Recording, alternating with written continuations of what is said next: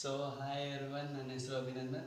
ನಿಮಗೋಸ್ಕರ ತಂದಿದ್ದೀನಿ ಇವತ್ತು ಲೈಫ್ ಪ್ರೋಸೆಸ್ ಚಾಪ್ಟರ್. ನೋಡಿದ್ರೆ ಅಣ್ಣ ನನಗೆ ಅಳು ಗೊತ್ತಿದೆ ಅಣ್ಣ, ಪ್ಲೀಸ್ ಅಣ್ಣ ನಂಗೆ ಹೆಂಗಾರ ಅರ್ಥ ಮಾಡಿಸು ಅಂತ ಕೇಳ್ತಿದ್ರು, ಅದಕ್ಕೆ ಮಾಡಿದೆ. ಸೊ ಈಸಿ ಮೆಥಡಲ್ಲಿ ಮಾಡ್ತೀನಿ. ಸೊ ಲೈಫ್ ಪ್ರೋಸೆಸ್ ಅನ್ನೋ ಒಂದು ಚಾಪ್ಟ್ರು ಜೀವನ ಕ್ರಿಯೆ ಅಂತ. ಸೊ ಸ್ಟಾರ್ಟ್ ಮಾಡೋಣ ಕ್ಲಾಸಸ್ನ. ನೀವು ಗಮನ ಇಟ್ಟು ಕ್ಲಾಸಸ್ ಕೇಳಿ ಮತ್ತು ಅರ್ಥ ಕ್ಲೀನಾಗಿ ಮಾಡ್ಕೊಳ್ಳಿ. ಇದು ಸೈನ್ಸ್ ಬಯೋಟ್ ಹೊಡೆದ್ರೆ ನಿಮ್ಗೆ ಯಾವುದೇ ಕಾರಣಕ್ಕೂ ಅರ್ಥ ಆಗಲ್ಲ. ಸೊ ಕ್ಲೀನಾಗಿ ಅರ್ಥ ಮಾಡ್ಕೊಳ್ಳಿ ಮತ್ತು ನೋಟ್ ಮಾಡ್ಕೊಳ್ಳಿ. ಏನಾದರೂ ಇಂಪಾರ್ಟೆಂಟು ನಿಮ್ಗೆ ಏನಾದರೂ ಅನಿಸಿದ್ರೆ, ಯಾಕೆಂದರೆ ನೆಕ್ಸ್ಟು PUCಗೆ ಹೋಗ್ತೀರಾ, ಆವಾಗ ಸಖತ್ತಿದು ಇಂಪಾರ್ಟೆಂಟ್ ಆಗುತ್ತೆ ನೀವು ನೋಟ್ ಮಾಡೋದು.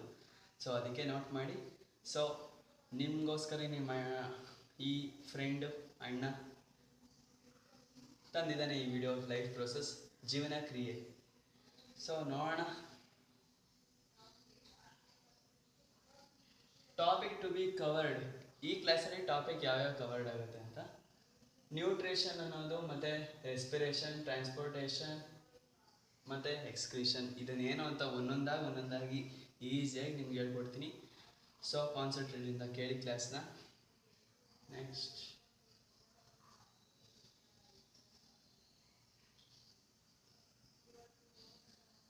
ಲೈಫ್ ಪ್ರೋಸೆಸ್ ಅಂದರೆ ಏನು? ಲೈಫ್ ಪ್ರೋಸೆಸ್ ಅಂದ್ರೆ ಜೀವನ ಕ್ರಿಯೆ. ಜೀವನ ಕ್ರಿಯೆ ಅಂದರೆ ಲೈಫ್ ಪ್ರೋಸೆಸ್. ಲೈಫ್ ಹಂಗಲ್ಲ. ಲೈಫ್ ಪ್ರೋಸೆಸ್ ಅಂದರೆ ನೀವು ಬದುಕಬೇಕಂದ್ರೆ ಅದು ಬೇಕೇ ಬೇಕು ಅಂತ. ಹಂಗಾರೆ ಅಣ್ಣ ನಾನು ಈಗ ಫ್ರೀ ಫೈರ್ ಆಡ್ತೀನಿ ಡೈಲಿ ಮತ್ತು ಆಟಾಡ್ತೀನಿ, ಅದು ಜೀವನ ಕ್ರಿಯೆನಾ ಅಂತ ಅಂದರೆ, ಅದಿಲ್ಲದೆ ನೀವು ಬದುಕೋಕ್ಕೆ ಸಾಧ್ಯ ಇಲ್ಲ. ಎಕ್ಸಾಂಪಲ್ ಹೇಳೋದಾದರೆ ಊಟ ಮಾಡಿದ್ರೆ ನೀವು ಇರೋಕ್ಕಾಗುತ್ತಾ? ಅಣ್ಣ ಏನೋ ಒಂದು ದಿವಸ ಇರ್ತೀನಿ, ಏನೋ ಉಪವಾಸ ಇರ್ತೀನಿ, ಆಮೇಲೆ ಸದೋಗ್ತೀರ.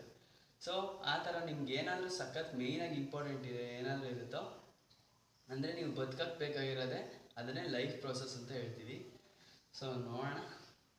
ಇಲ್ಲೂ ಅದೇ ಇರೋದು, various basic function performed by living organism to maintain their life on the earth are called life process. ಅಂದರೆ ನಾವು ಜೀವನ ಮಾಡೋಕ್ಕೋಸ್ಕರ ಬೇಕಾಗಿರೋ ಪ್ರೋಸೆಸ್ಗಳು, ಅಂದರೆ ಈಗ ಊಟ ಮಾಡೋದು ಮತ್ತು ಅದನ್ನು ಬಿಟ್ಟು ಇರಬೇಕಾಗಿದೆ, ಊಟ ಮಾಡೋದು ಅಥವಾ ನೀರು ಕುಡಿಯೋದು, ಅದೆಲ್ಲ ಲೈಫ್ ಪ್ರೋಸೆಸ್ ಅಂತ ಹೇಳ್ಬೋದು. ಸೊ ಇದನ್ನು ಡೀಟೇಲಾಗಿ ನೋಡೋಣ. ಸೊ ನೆಕ್ಸ್ಟ್ ನೋಡೋಣ, ನ್ಯೂಟ್ರಿಷನ್. ಇದು ಮೊದಲನೇದು, ಅದೇ ಟಾಪಿಕ್ಸ್ ಟು ಬಿ ಕವರ್ಡ್ ಅನ್ನೋಣ, ಅದ್ರದ್ದು ಮೊದಲನೇದು. ನ್ಯೂಟ್ರಿಷನ್ ಅಂದರೆ ಏನು ಅಂತ. ನ್ಯೂಟ್ರಿಷನ್ ಅಂದರೆ ಏನು? The process by which A living organisms obtain and utilise food. ಅಂದರೆ ಇದೊಂದು ಪ್ರೋಸೆಸ್ಸು. ಲಿವಿಂಗ್ ಆರ್ಗ್ಯಾನಿಸಮ್ಸ್ ಇರುತ್ತಲ್ಲ, ಅದು ಒಬ್ಟೈನ್ ಅಂದರೆ ತಗೊಳ್ಳೋದು, ಮತ್ತು ಯೂಟಿಲೈಸ್, ಅದರಿಂದ ಏನಾದರೂ ಒಂದು, ಈಗ ಗ್ಲೂಕೋಸ್ ಆ ಥರ ಏನಾದರೂ ಒಂದು, ಈಗ ನಿಮ್ಗೆ ಗೊತ್ತಿರುತ್ತೆ ವಿಟಮಿನ್, ಅದನ್ನೆಲ್ಲ ತಗೊಳ್ಳೋದು, ಯೂಟಿಲೈಸ್ ಮಾಡ್ಕೊಳ್ಳುತ್ತೆ ಫುಡ್ಡಿಂದ. ಸೊ ಅದನ್ನು ನಾವೇನಂತೀವಿ ನ್ಯೂಟ್ರಿಷನ್ಸ್ ಅಂತ ಕೂಗ್ತೀವಿ. ನೆಕ್ಸ್ಟ್ ನೋಡೋಣ, types of nutrition. Types of nutrition ಅಂದರೆ ಏನು ಅಂತ. ಸೊ ಮೊದಲನೇದು ಆಟೋಟ್ರೋಪಿಕ್ ನ್ಯೂಟ್ರಿಷನ್ ಮತ್ತು ಎರಡನೇದು ಹೆಟೆರೋಟ್ರೋಪಿಕ್ ನ್ಯೂಟ್ರಿಷನ್. ಇದರಲ್ಲಿ ಸಿಂಪಲ್ ಆಗಿ ನೀವು 9th 8th ಎಲ್ಲ ಓದಿರ್ತಾರೆ, ಇದನ್ನು ಮತ್ತೆ ಮೆಮೊರೈಸ್ ಮಾಡ್ತಾ ಇದ್ದೀನಿ. ಆಟೋಟ್ರೋಪಿಕ್ ನ್ಯೂಟ್ರಿಷನ್ ಅಂದರೆ ಏನು? ಆಟೋಟ್ರೋಪಿಕ್ ನ್ಯೂಟ್ರಿಷನ್ ಅಂದರೆ ಯಾವುದೋ ಒಂದು ಪ್ಲ್ಯಾಂಟು ಅಥವಾ ಏನೇ ಆಗಲಿ, ಪ್ಲ್ಯಾಂಟು ಓನಾಗಿ ಫುಡ್ ಮಾಡಬೇಕು ಅಂದರೆ ಯಾವುದು ಓನಾಗಿ ಫುಡ್ ಮಾಡುತ್ತೆ ಅದನ್ನು ಆಟೋಟ್ರೋಪಿಕ್ ನ್ಯೂಟ್ರಿಷನ್. ಹಂಗಾರೆ ಅಣ್ಣ ನಮ್ಮ ಪಕ್ಕದಲ್ಲಿ ಒಂದು ಹೋಟ್ಲಿದೆ, ಅಲ್ಲಿ ಓನಾಗಿ ಫುಡ್ ಮಾಡ್ತಾರೆ, ಅವರು ಆಟೋಟ್ರೋಪಿಕ್ ನ್ಯೂಟ್ರಿಷನಾ ಅಂತ ಅಂತೀರಾ? ಅದು ಆಟೋಟ್ರೋಪಿಕ್ ನ್ಯೂಟ್ರಿಷನ್ ಅಲ್ಲ, ಅವರೇ ಓನಾಗಿ ಫುಡ್ ಮಾಡಬೇಕು. ಈಗ ಅಕ್ಕಿ ಅದು ಇದೇನು ಬೇಡ, ಸನ್ಲೈಟು, ಈಗ ಗಿಡಗಳು ಮಾಡುತ್ತೆ, ಗಿಡ ಅದರಿಂದ ಅದು ಮಾಡುತ್ತಲ್ಲ, ಅದನ್ನು ಆಟೋಟ್ರೋಪಿಕ್ ನ್ಯೂಟ್ರಿಷನ್ ಅಂತ ಅಂತೀವಿ. ಸೊ ಹೋಟ್ಲದು ಎಲ್ಲ ಏನೂ ಅಲ್ಲ. ಮತ್ತು ನಮ್ಮ ಅಮ್ಮನೂ ಅಡುಗೆ ಮಾಡ್ತಾರೆ ಅಣ್ಣ, ಅವರು ಆಟೋಟ್ರೋಪಿಕ್ ನ್ಯೂಟ್ರಿಷನ್ ಅಲ್ವಾ ಅಂತ, ಅವರಲ್ಲ, ತಾನೇ ಅಡುಗೆ ಆಗಬೇಕದು, ಆ ಥರ ಅದನ್ನು ಆಟೋಟ್ರೋಪಿಕ್ ನ್ಯೂಟ್ರಿಷನ್ ಅಂತ ಅನ್ಬೋದು. ಹೆಟೆರೋಟ್ರೋಪಿಕ್ ನ್ಯೂಟ್ರಿಷನ್ ಇಲ್ಲಿ ಬರೋದು ಅಮ್ಮ, ನಾವು, ಮನುಷ್ಯರು ಮತ್ತು ಪ್ರಾಣಿಗಳು. ಯಾಕೆಂದರೆ ನಾವು ಬೇರೆ ವಸ್ತು ಬಗ್ಗೆ ಡಿಪೆಂಡ್ ಆಗಿದ್ದೀವಿ. ಅಂದರೆ ಊಟ ಮಾಡೋದು, ಈಗ ತಿನ್ನೋಕ್ಕೆ ಏನಾದರೂ ಬೇಕು ಅಂದರೆ ಬೇರೆ ವಸ್ತು ಬಗ್ಗೆ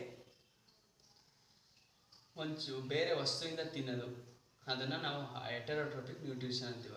ಫಾರ್ ಎಕ್ಸಾಂಪಲ್, ನಾವೀಗ ಸೇಬ್ ತಗೊಬರ್ತೀವಿ, ಸೇಬ್ ಎಲ್ಲಿಂದ? ಮರದಿಂದ ಕಿತ್ಕೊಬರ್ತೀವಿ. ಏನು ನಾವೇ ಸೇಬನ್ನು ಸೃಷ್ಟಿ ಮಾಡ್ತೀವ? ಆಗಲ್ಲ ತಾನೆ, ಅದು ಮರದಿಂದ ಸೃಷ್ಟಿ ಆಗುತ್ತೆ. ಹೆಂಗೆ? ಸನ್ಲೈಟಿಂದ ಅದನ್ನು. ಸೊ ಇದನ್ನು ಡೀಟೇಲಾಗಿ ಎಕ್ಸ್ಪ್ಲೈನ್ ಮಾಡ್ತೀನಿ ಪಾರ್ಟ್ 2ಅಲ್ಲಿ. ಸೊ ನಿಮ್ಗೇನಾದರೂ ಈ ವಿಡಿಯೋ ಇಷ್ಟ ಆಯಿತು ಅಂದರೆ ನಿಮ್ಮ ಇಷ್ಟ, ಲೈಕ್ ಶೇರ್ ಸಬ್ಸ್ಕ್ರೈಬ್ ನೀವು ಮಾಡಬೇಕಾ ಬಿಡಬೇಕಂತ ನಿಮ್ಗೆ ಬಿಟ್ಟಿದ್ದು. ಸೊ ನನ್ನ ಹೆಸರು ಅಭಿನಂದನ್, ಇದನ್ನು ಚಾಪ್ಟರ್ನ ಕಂಟಿನ್ಯೂ ಮಾಡ್ತೀನಿ. So thanks for watching. Next ವಿಡಿಯೋಲ್ಲಿ ಸಿಗ್ತೀನಿ. ಬಾಯ್.